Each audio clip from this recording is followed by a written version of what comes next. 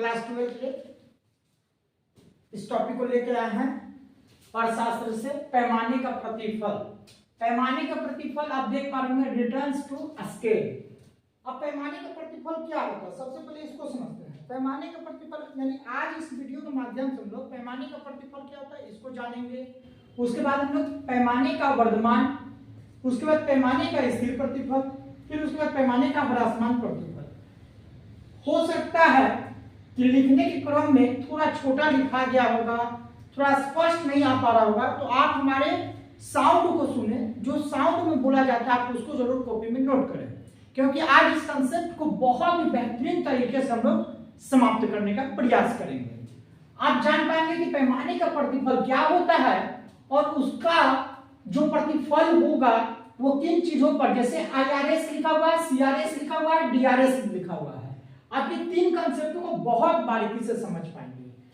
अब इन तीनों टॉपिकों को जब हम बारीकी से समझेंगे तो इसके लिए हम लोग डाटा लेंगे, उसके बाद तीनों का अलग अलग हम लोग ग्राफ के माध्यम से भी समझने का प्रयास करेंगे। तो हम लोग अपने वीडियो को प्रारंभ करते हैं। सबसे पहले जो बेसिक किताबी जो जानकारियां होती है, जो किताब में आपको परिभाषाएं दी जाती है, उस परिभाषा को पहले हम लोग समझने का प्रयास करते हैं। देखिए, पैमाने का प्रतिफल क्या कर रहा है, उत्पादन के सभी साधनों को एक साथ तथा एक ही अनुपात में बढ़ाने से उत्पादन में जो परिवर्तन होता है उसे पैमाने का प्रतिफल कहते हैं। परिभाषा बहुत स्पष्ट है। परिभाषा क्या बोला ना, मान लीजिए उत्पादन के जो भी साधन होगा, उत्पादन का कोई भी है तो उसमें सभी साधनों को एक साथ। अब आपके दिमाग में एक बात जरूर चल रहा होगा कि उत्पादन करें तो साधन क्या हो सकता है। बिल्कुल, आपको जो छोटी छोटी बातें हैं सारी बातों को हम लोग यहाँ पे क्लियर करने का कोशिश करेंगे। देखिए, किसी भी वस्तु का उत्पादन का अगर साधन बोला जाए तो आप बोल सकते हैं श्रम, पूंजी, कच्चा माल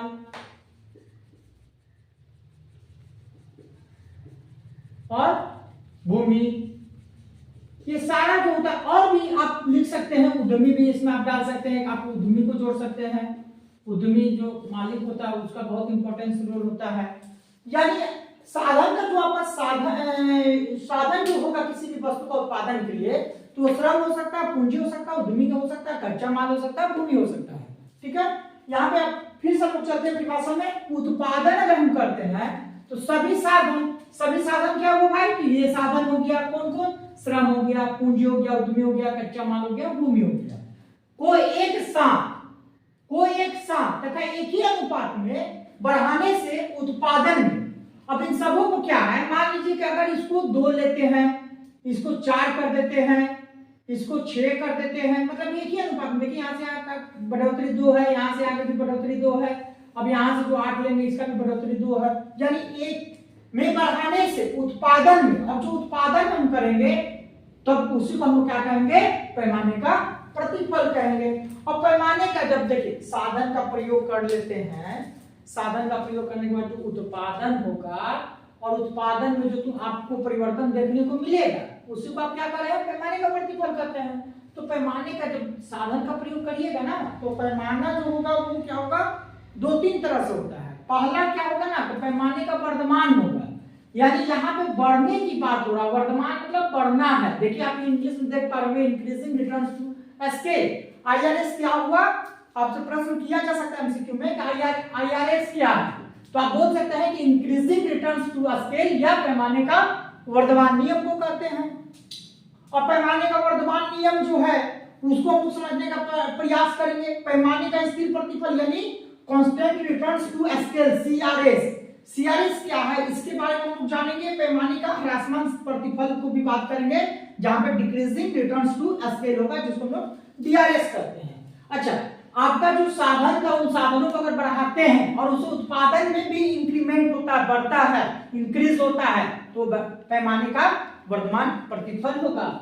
लेकिन अगर साधन को हम बढ़ाते हैं, साधन में हम वृद्धि करते हैं, लेकिन जो मेरा उत्पादन होगा वो बिल्कुल स्थिर रह जाए, जितना उत्पादन पहले हुआ था साधनों का प्रयोग करने के बाद, और उसमें अगर वृद्धि करते हैं उसके बाद वही रह जाता है उत्पादन, यानी उत्पादन में किसी प्रकार का परिवर्तन नहीं आ पाता है, तब उसको हम लोग constant returns to scale, CRS कहेंगे, यानी पैमाने का स्थिर प्रतिफल होगा। आप इस परिभाषा को लिख सकते हैं, जितना परिभाषा को अभी हम बता रहे थे आप उसको लिख सकते हैं।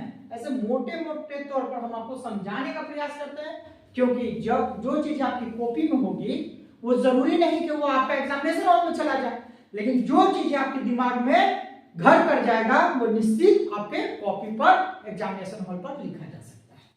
तीसरा जो है पैमाने का ह्रासमान प्रतिफल, यानी जब साधनों में हम लोग वृद्धि करते हैं, साधन को बढ़ाते हैं और परिणाम जो है यानी जो रिजल्ट आना चाहिए उत्पादन में उसमें कमी आ जाता है, तब उसको हम क्या कहेंगे, पैमाने का ह्रासमान प्रतिफल कहेंगे। अब देखिए, अब इसको हम लोग थोड़ा सा एक डाटा के माध्यम से समझने का प्रयास करते हैं। इसको पहले मिटा लेते हैं, उसके बाद यहाँ पे थोड़ा बना लेते हैं, उसके बाद आपको ज्यादा अच्छा समझ में आएगा। चलिए देखते हैं। अब ये जो पैमाने का वर्तमान प्रतिफल था, पैमाने का स्थिर प्रतिफल था, पैमाने का ह्रासमान प्रतिफल था, अब ये कब लागू होता है, तो ये याद रखिएगा आप, यहाँ पे लिख लीजिएगा दीर्घकाल। ये दीर्घकाल के लिए होता है। जब इसमें हम लोग श्रम पूंजी लगाते हैं तो क्या होता है, ये दीर्घकाल के लिए, लंबे समय के लिए चलता है और इसका फल जो देखने को मिलेगा वो क्या होगा, दीर्घकाल में। अब दीर्घकाल में जो फल मिलेगा वो क्या होगा, संतोषप्रद होगा। संतोषप्रद इसका रिजल्ट आएगा। आप इसको तुम दिमाग में बैठा लीजिएगा। अब देखिए, आप देख पा रहे होंगे कि एक आपके लिए डाटा हम लोग तैयार किए हैं। वो डाटा क्या है, यहाँ पे आप देख पा रहे होंगे कि पहला जो लाइन है उसमें आपको श्रम, पूंजी और उत्पादन है, ठीक है। अब सोच रहे होंगे आप कि अभी साधन में हम आपको कच्चा माल भी बताया, उद्यमी भी बताया है, तो आप सोच रहे होंगे श्रम और पूंजी को कहाँ लिया गया है, ये जरूर आपके मन में चल रहा होगा। आपको उसके लिए नहीं घबराना है, क्योंकि जब हम लोग वेद आरेख बनाएंगे या रेखा चित्र बनाएंगे तो रेखा चित्र में क्या होता है ना कि एक हॉरिजॉन्टल होता है, एक ओरिएंटल होता है, यानी एक क्षैतिज होगा, एक ऊर्ध्वाधर होगा। तो क्षैतिज जो होगा उसमें किसी एक ही हम साधन को लेंगे, अब जो मेरा ऊर्ध्वाधर होगा उसमें भी किसी एक ही को लेंगे, यानी दो ही तो लेना पड़ेगा ना, तो हम दो को ही लेकर बना सकते हैं, तीसरा तो ले नहीं पाएंगे। तीसरा लेंगे तो फिर बनाएंगे कहाँ पे, क्योंकि आप लोग ग्राफ जो बनाते होंगे तो आप जरूर ध्यान देते होंगे।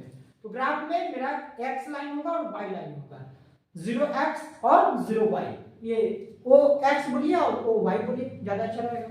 तो दो लाइन रहेगा, तो दो लाइन के लिए हमको क्या करना होगा, दो ही हमको साधन लेना होगा। हमने यहाँ पे देख रहे होगा कि श्रम लिया और पूंजी लिया। अब देखिए श्रम क्या है ना कि IRS क्या है, इंक्रीजिंग रिटर्न्स टू स्केल, यानी पैमाने का वर्तमान के लिए बना रहे हम लोग, ठीक है। सेकेंड वाला को आप देखिएगा, चलिए पहले ए को समझ लेते हैं। पैमाने का वर्तमान यानी increasing returns to scale, IRS जो होता है ना उसमें क्या है, श्रम हम क्या किए, 2 था, 2 से श्रम को बढ़ा दिए 4। अब इसके अंतर को आप देखिएगा तो 2 ही बढ़ा है ना।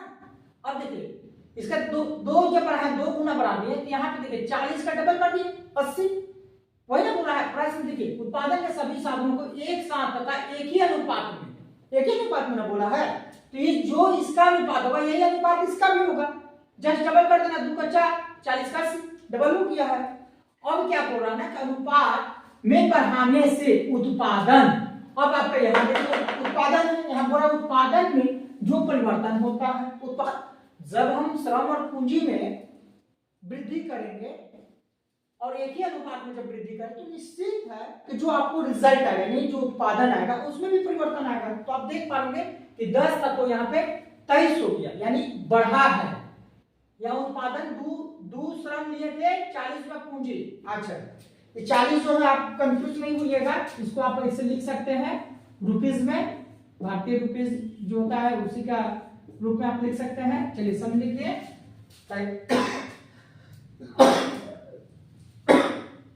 आप कंफ्यूज ना हो इसलिए हम इसको लिख दिए कि 2 रुपए लगाए, 2 मजदूर लगाए, 40 रुपया पूंजी लगाए तो उत्पादन हमको 10 मिला था, 4 श्रम लगा दिए, 80 रुपया पूंजी लगा दिए, तो मेरा उत्पादन क्या हो गया, 23 हो गया, यानी दुगना से भी अधिक हो गया ना, 10 से 23 हो गया।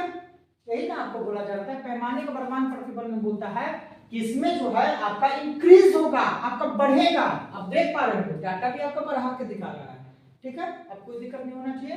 अब यहाँ बढ़ते पैमाने का स्थिर प्रतिफल, अब कह रहा है कांस्टेंट रिटर्न्स टू स्केल। अब इसको समझने के लिए डाटा फिर से लिए हैं, श्रम मेरा वही है 2 और 4, पूंजी में मेरा 40 और 80 है। अब यहाँ पे उत्पादन देखिए क्या हुआ, 10 से 20 हुआ, यानी यहाँ पे 2 का अंतर है, 2 से 4, या 40 से 80 हुआ, यहाँ 10 से 20, यानी जितना इसमें वृद्धि हुआ है मजदूर में, जितना पूंजी में वृद्धि हुआ है उतने मेरा वृद्धि उत्पादन में है। यानी कुल मिलाकर हम इसको कह सकते हैं कि ये स्थिर प्रतिफल का संज्ञा है, स्थिर को बताता है कि जैसे था उसी तरह से रह गया। और हमारा पैमाने का ह्रासमान जो प्रतिफल था यानी डिक्रीजिंग रिटर्न्स टू स्केल, उसके लिए देखिए यहाँ पे डाटा दिया गया है। फिर श्रम क्या करें, 2 लिए, पूंजी यहाँ पे 40 रुपए लिए, उत्पादन मेरा 10 हुआ, ठीक है। अब इसमें क्या किया, श्रम में हम वृद्धि कर दिए, श्रम में हम 4 कर दिए, पूंजी जो 40 था 80 रुपया कर दिए। लेकिन उत्पादन में क्या हुआ, उत्पादन आप देख पा रहे हो माइनस हो गया है, घट गया है। जब घट गया है तो उसी को तो ह्रासमान प्रतिफल कहते हैं, वो हमारा नेगेटिव यानी मेरा उत्पादन स्तर जो है गिर गया है। अब इसको हम लोग एक आरेख के माध्यम से समझने का प्रयास करेंगे। किसका जो हम लोग आरेख बनाएंगे वो कैसे बनेगा। तो अब ऐसा है कि इसको हमको मिटाना पड़ेगा तभी तो बना पाएंगे। तो थोड़ा सा आप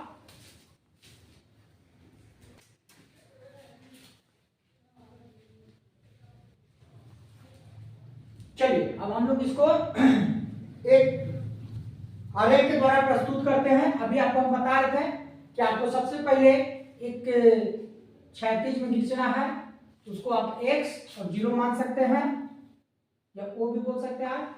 फिर उसी को ऊर्ध्वाधर कर देंगे, इसको y मान लेंगे। जैसा कि आप देख पा रहे हैं श्रम और पूंजी दिए हैं, तो आप क्या कीजिए, नीचे वाला में आप श्रम लगा दीजिए और ऊपर वाला में आप क्या कीजिए, पूंजी लगा दीजिए, ठीक है। 2 ही साधन लग सकता है, श्रम और पूंजी, उसको हम लोग लगा दिए। अब एक चीज बहुत ध्यान से आप समझिएगा, अब ये जो होता है ना, इसको ऐसे जब बनता है तो इसको बोलते हैं 90 डिग्री। 90 डिग्री कौन बनता है, जब यहाँ पे हम लोग आरेख खींचते हैं तो हमेशा याद रखिए 45 डिग्री पे लीजिएगा। तो 45 मतलब क्या हुआ, इसके हम बीच का ले लेंगे, बीच का लेंगे तो ये 45 डिग्री हो जाएगा। यहाँ कोई कंफ्यूजन आपको नहीं होना चाहिए कहाँ से लाइन आ गया है। अब इसके बाद आपको क्या करना है, आपको जो श्रम है वो पहला आपका श्रम हो जाएगा L, दूसरा श्रम हो जाएगा L1, फिर हो जाएगा L2 लेबर हो गया, फिर आपका L3 हो जाएगा, L3 हो जाएगा, ठीक है। अब कैपिटल यानी C से मेंशन होता है, लेकिन हम लोग इसको K से मेंशन करते हैं, K1, K2, K3। कहीं इशू नहीं हो रहा होगा आपको। अब इसको क्या कीजिए ना, अब ध्यान दीजिएगा, अब इसमें आप सबसे पहले क्या कीजिए, L को K से अगर मिलाते हैं, अगर इसको इससे मिलाते हैं तो ये कहां जाके मिल रहा है, थोड़ा सा हम सीधा कर लेते हैं, क्योंकि अगर ये दूरी ज्यादा रहेगा ना तो आपका उल्टा बन जाएगा। इस दूरी को बराबर करने के लिए हम लोग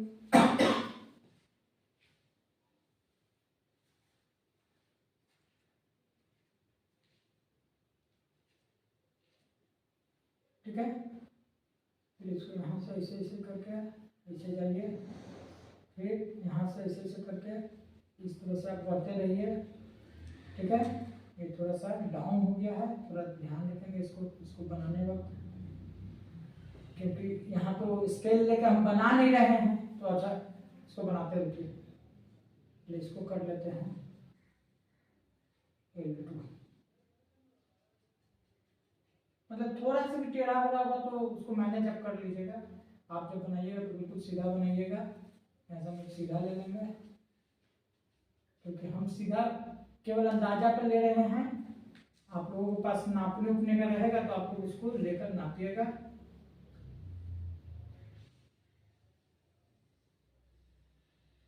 ठीक है।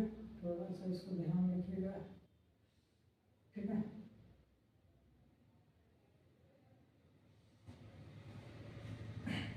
अब इसमें एक चीज ध्यान रखिएगा कि ये जो पैमाने का प्रतिफल होगा इसको आप यहां से इस तरीका से लीजिए, फिर इसको इस तरीका से लीजिए, फिर इसको इस तरीका से लीजिए, फिर इसको इस तरीका से लीजिए, और इसको भी जो है यहाँ पे इस तरह से आगे बढ़ा दीजिए, फिर इसको इधर से इसमें मिला दीजिए, ये मिला दिए, सब ये मिला दिया, ठीक है। यहाँ तक आपको कोई दिक्कत नहीं होगा। अब यहाँ पे उत्पादन में लेते हैं 5, 10, 15 और 20 कर देते हैं। अब यहाँ पे जो है आपका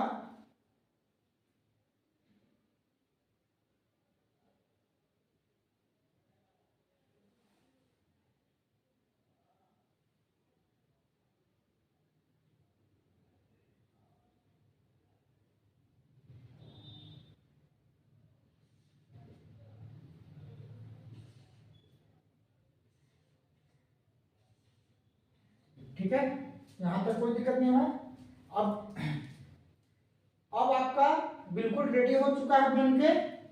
अब इसमें देखिए, अब इसमें सबसे बड़ा अगर इम्पोर्टेंस बात अगर कुछ करते हैं तो क्या हो सकता है कि ये जो आरेख हम लोग बनाते हैं ना, ये आरेख बनता कैसे, वो अभी आपके सामने हम बना के दिखाएं। क्या बनाए कि आपको यहाँ जो डाटा आप लीजिएगा श्रम और पूंजी, उसको आप लेकर लिख दिए।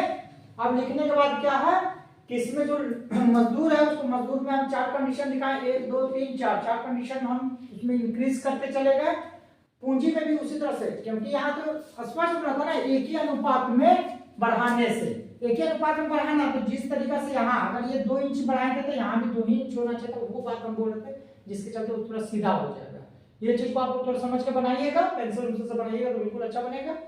अब यहाँ पे क्या हुआ ध्यान दीजिएगा, यहाँ उत्पादन ध्यान दीजिए, ये जो गैपिंग था, ये गैपिंग से ये थोड़ा बढ़ा, फिर ये बढ़ा और ये फिर ज्यादा बढ़ गया, ठीक है। अब इसमें क्या हुआ था कि देखिए आप यहाँ देख पा रहे हो कि 10 से 23 हुआ है, वृद्धि हुआ है। तो यहाँ 5, 5 से 10, 10 से 15, 15 से 20। अब इसको आप लिखने के लिए क्या कर सकते हैं, देखिए अब इसको आप यहाँ पे ए कर दीजिए, इसको बी कर दीजिए, इसको सी कर दीजिए, इसको डी कर दीजिए, ठीक है। तो आपका ये हो सकता है ना, ओ ए, फिर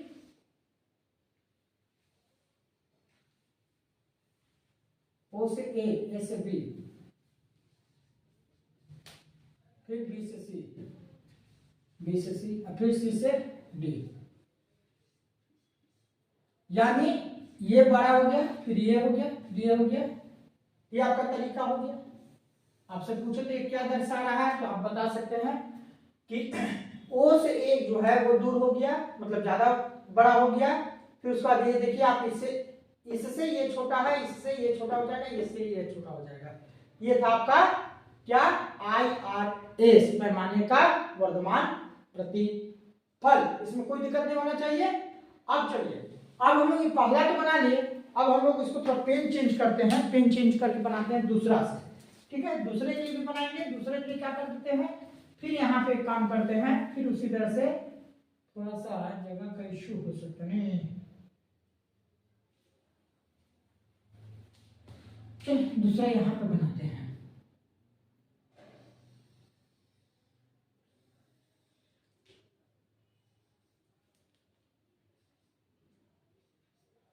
अब जो चीजें आपको बताया गया है आप उस पर ध्यान दीजिए। आपको यहाँ पे भी x0 OY बताया गया था, यहाँ पे भी वही आपको x0 y0 लेना है। जहां पे आप श्रम लिए थे वहीं पे श्रम रखिए, जहां पे पूंजी लिए थे वहीं पे पूंजी को भी रखिए, श्रम, ठीक है, पूंजी। इसको आप लोग साथ में बना भी सकते, कोई बड़ा इश्यू नहीं है। आप साथ में इसको बनाते भी चल सकते हैं, ये आपका आसानी से बन जाएगा। अब देखिए, अब सेम पूरा का पूरा दम उसी तरह से उतार दीजिए।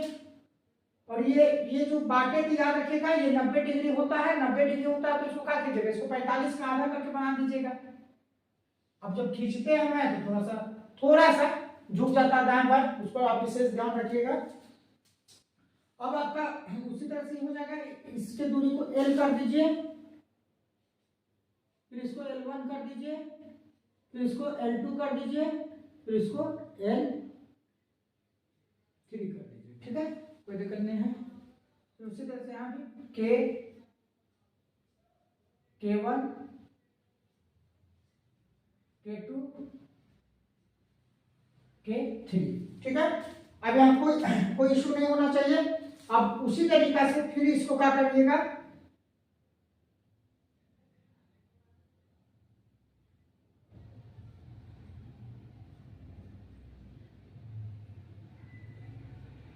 सबको मिलाते जाइए और कुछ करना नहीं है, क्योंकि मिलाने वाला काम कर इससे थोड़ा सा साइलेंट हो जाते हैं। बोलते रहेंगे, हम मिलाते रहेंगे, पता चलेगा फिर तिरछा मिल गया, फिर मिटाइए। थोड़ा सा आप लोग भी इसको ध्यान दीजिएगा। ये आपका बन गया, ठीक है। अब उसको फिर नामकरण उसी तरह से कर दीजिए। नामकरण के लिए थोड़ा ना होता हम पेन चेंज कर लेते तो ज्यादा अच्छा हो जाता है। चेंज कर देते हैं पेन को ही, तब ज्यादा अच्छा आपको समझ आएगा।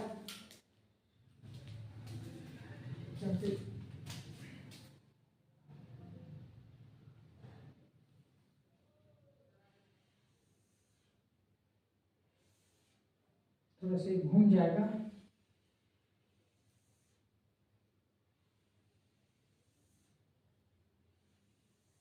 ठीक है, या वही वाला 5, 10, 15, 20 कर दीजिए। फिर इसको भी Q1 कर दीजिए, Q कर दीजिए, Q1 कर दीजिए, Q2 कर दीजिए, Q3 कर दीजिए।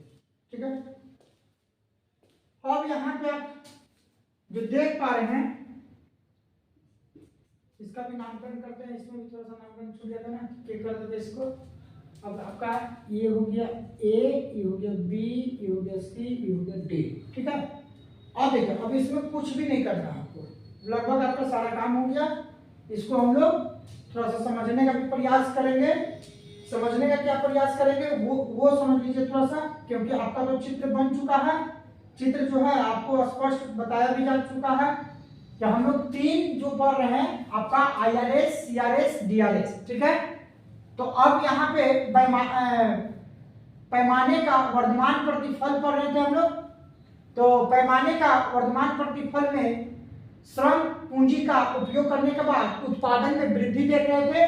दूसरा जो है वो CRS है, यानी यहाँ पे क्या हुआ है, यहाँ पे आपका स्थिर हो गया, यानी पैमाने के जो स्थिर प्रतिफल पड़े थे वो है। यहाँ पे जो है पैमाने में कोई भी परिवर्तन नहीं है। देखिए 5 से 10 है, 5 का अंतर, 10 से 15 का बीच का अंतर देखें तो 5 ही है, फिर इसका भी 5 ही है, अंतर बराबर है।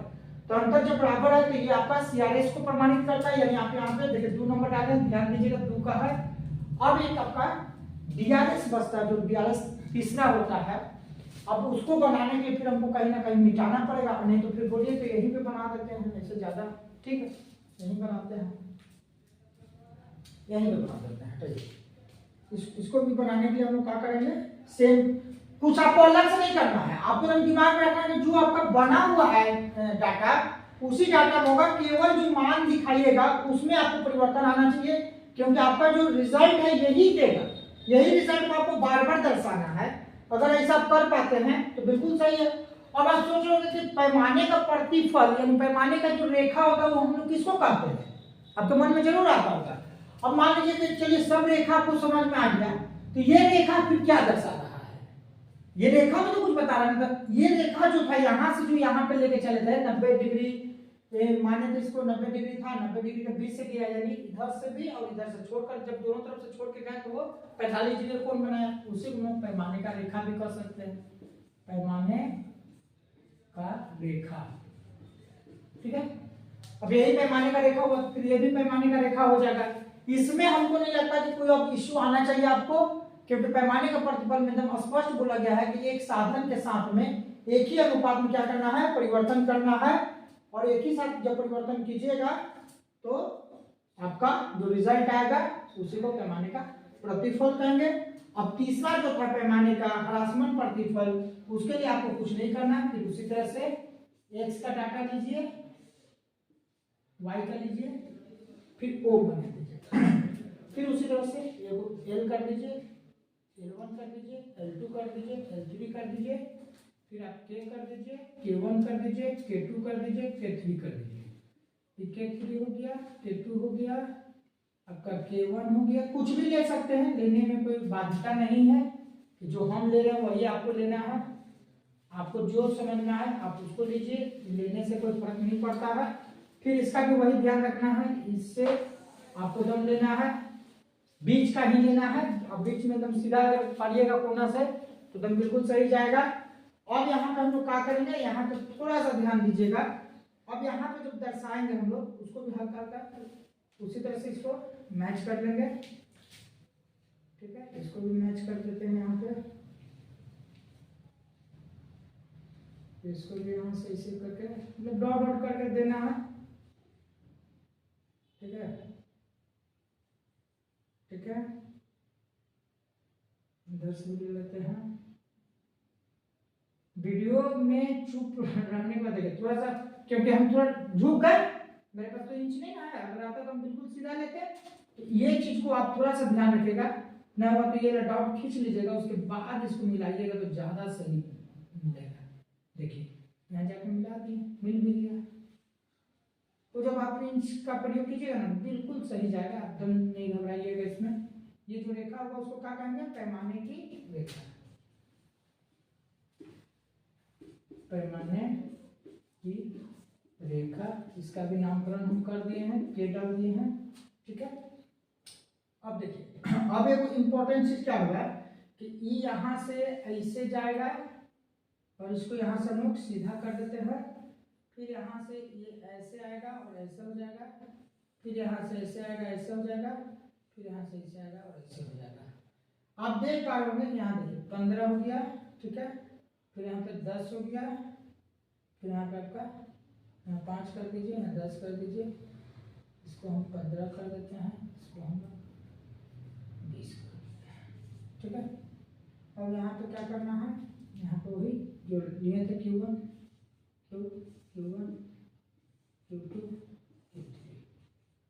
अब देखिए, अब आपका यहाँ पे क्या बता रहा है, यहाँ बता रहा है इसको A कर देते हैं, इसको B कर देते हैं, इसको C करते हैं, इसको D करते हैं, OA हो जाएगा, फिर AB हो जाएगा, फिर BC हो जाएगा, फिर CD हो जाएगा। जैसा कि पहला में हम लोग देखे, पहला में बढ़ रहा था और इसमें घट रहा था, तो इसलिए इसको दिखाना बहुत जरूरी है। अब इसको जब दिखाते हैं तो इसमें एकदम आपको स्पष्ट पता चल पा रहा होगा कि यहाँ पर ये बढ़ रहा था, लेकिन अब यहाँ पे क्या होगा ना कि जो मेरा घट रहा है, यानी ये वाला लाइन जो है बढ़ते जाएगा। पहले अंदर बढ़ रहा था, बाहर की ओर बढ़ रहा है, क्योंकि देखिए उत्पादन गिरा है, उत्पादन गिरा है। तो आपको इसको दर्शाना होगा, तो आप इसको कीजिएगा, तो OA से बड़ा AB होगा, AB से बड़ा BC होगा, BC से बड़ा CD होगा। ये गैप जो होगा वो आपको बता देगा, बस आपको इससे दर्शा के गैप दिखाना है, गैप सबसे बड़ा कौन सा गैप होगा, यानी पहला गैप आपका छोटा हो जाएगा, उससे बड़ा ये होगा, उससे बड़ा ये होगा। तो खींचने में मेरा हो सकता दिक्कत हुआ होगा, लेकिन आप जब बनाइएगा बड़ा बारीकी से आराम से बनाइएगा। और हम लोग इस प्रकार से पैमाने का प्रतिफल पढ़े। पैमाने का प्रतिफल में क्या हुआ था कि एक साथ अगर साधन का हम प्रयोग करते हैं और एक साथ एक ही अनुपात में बढ़ाते हैं तो उस उत्पादन में जो परिवर्तन होगा उसी को पैमाने का प्रतिफल कहते हैं। इसमें 3 नियम को हम लोग पढ़े, तीनों के लिए देखिए आपको चित्र बना दिए हैं। इस चित्र को हम लोग क्या नाम रखे थे, IRS यानी पैमाने का वर्तमान प्रतिफल हो गया। दूसरा जो था वो था आपका पैमाने का स्थिर प्रतिफल, और तीसरा जो था वो था हम लोगों का पैमाने का ह्रासमान प्रतिफल। उम्मीद करते हैं कि आपको यह वीडियो बहुत पसंद आएगा, आप इसको बारीकी से देखें। अगर एक बार में ये वीडियो नहीं समझ में आए, निश्चित तौर पे आप इसको दोबारा देखें। इसके आगे के पार्ट को हम लोग लेकर जल्द